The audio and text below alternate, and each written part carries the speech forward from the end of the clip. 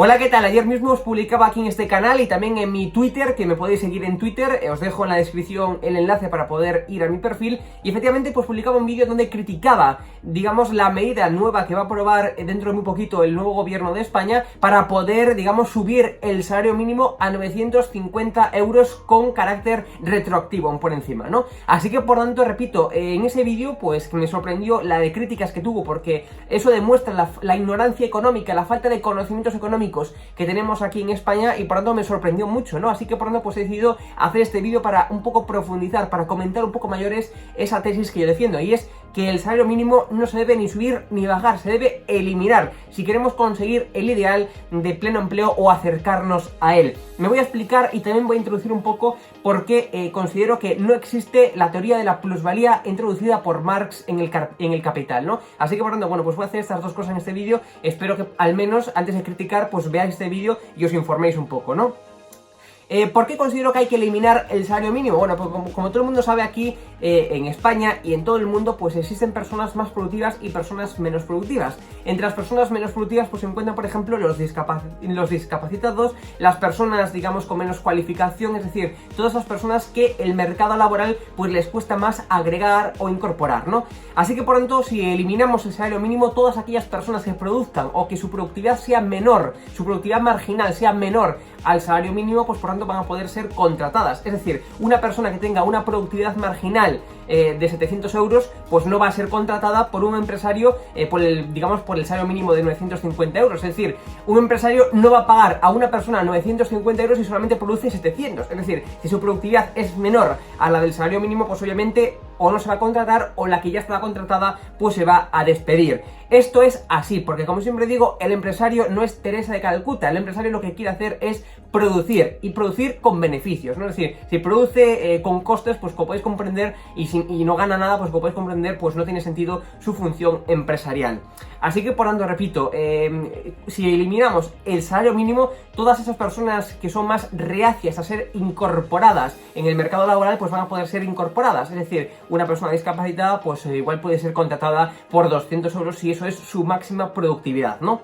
Así que, por tanto, si eliminamos el salario mínimo, el desempleo pues bajará, más personas serán contratadas y después también empoderaremos al trabajador. Es decir, si conseguimos o nos acercamos a ese ideal de pleno empleo, lo que estamos haciendo es permitir al trabajador pues decir, mira, yo estoy descontento con esta empresa, pues me cojo y me largo. Antiguamente, en el pasado, una persona que se quedaba sin trabajo por la mañana y por la tarde ya tenía trabajo. Es decir, eso es al ideal que nos tenemos que acercar si queremos empoderar al trabajador, ¿no? Así que, por tanto, esa sería la única opción para poder subir de forma natural los salarios. La otra opción también de forma natural sería incrementar la demanda. Pero sea como sea, si no incrementásemos la demanda, la forma de subir de forma natural, sin intervención estatal, los salarios, pues es esa. Efectivamente, acercarnos a ese ideal de pleno empleo, y por tanto las personas pueden dejar un trabajo y volver a encontrar otro por la tarde, ¿no? Así que por tanto, pues ¿qué va a ocurrir con esto? Pues que los empresarios pujen por los trabajadores. Por tanto, si un empresario pues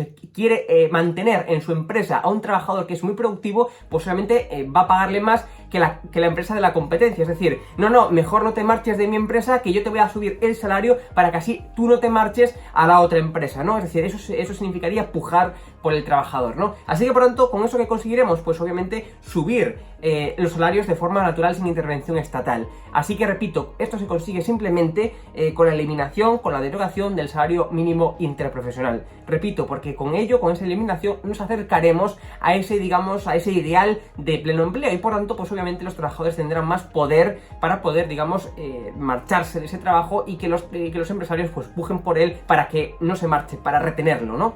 En segundo lugar, la plusvalía, porque mucha gente ayer en los comentarios pues me decía, oye Hugo, eso es mentira, tu crítica al salario mínimo pues no se sostiene porque existe algo que es la plusvalía. Bueno, pues yo considero que la plusvalía y la explotación no existen, y me voy a explicar. Como decía von Bauer, cito palabras textualmente, el valor no es intrínseco a las cosas, sino algo subjetivamente apreciado por cada individuo según su situación y según sus necesidades. Es decir, Una cosa, por ejemplo, los AirPods de Apple no tienen un valor intrínseco, es decir, el valor que tiene estos AirPods es el valor que le da el propio consumidor, el propio cliente. Es decir, si los AirPods pues no sirviesen para nada, simplemente fueran un cacho de plástico, pues obviamente por mucho trabajo que un trabajador, valga la redundancia, pues pusiese en él, esto no tendría valor ninguno. Es decir, por ejemplo, si construimos una silla con 6 patas, es decir, cuando con 4 patas ya serviría, ¿no? Pero imaginaros que a un empresario se le ocurre la idea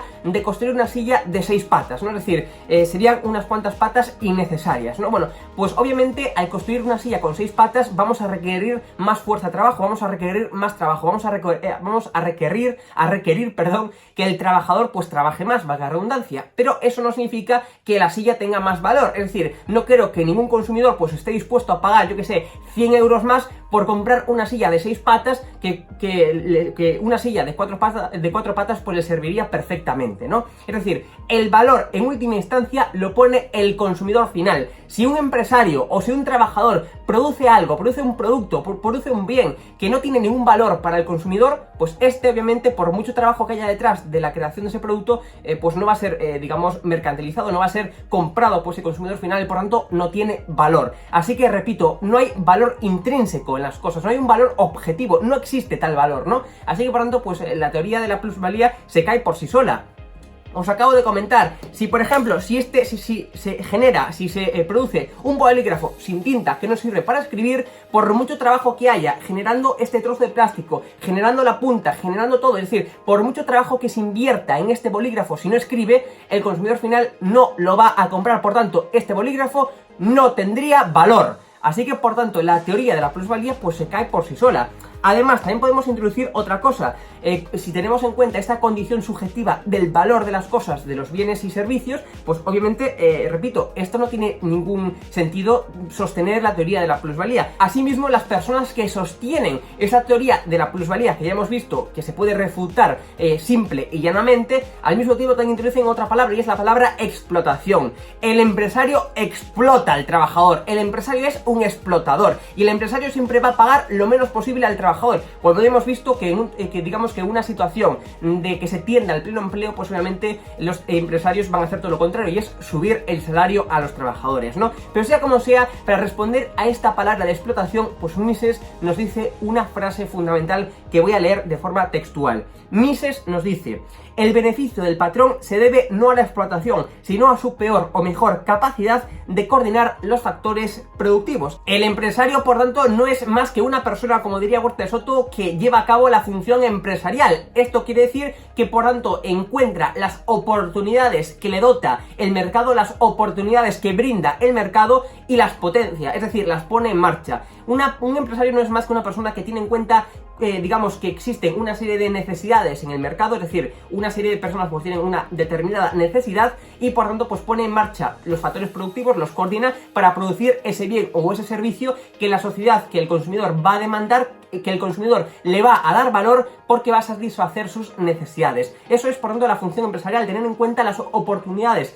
que dota el mercado a ese empresario, las oportunidades que brinda el mercado y por tanto ese empresario que se atiende a esas oportunidades y produce algo que le va a reportar, digamos, un valor, un beneficio, es decir, le va a satisfacer las necesidades a ese consumidor, ¿no? Así que por tanto, para finalizar, esa explotación a la que se refieren muchos no existe. El beneficio del patrón, el beneficio del empresario no es más que su capacidad para poder coordinar de forma correcta, es decir, para poder coordinar de forma eficiente los factores productivos y para poder generar ese bien o ese servicio final que va a satisfacer las necesidades del consumidor y que por tanto pues el consumidor le va a dar un valor, ¿no? Como hemos visto, el valor es subjetivo, no objetivo.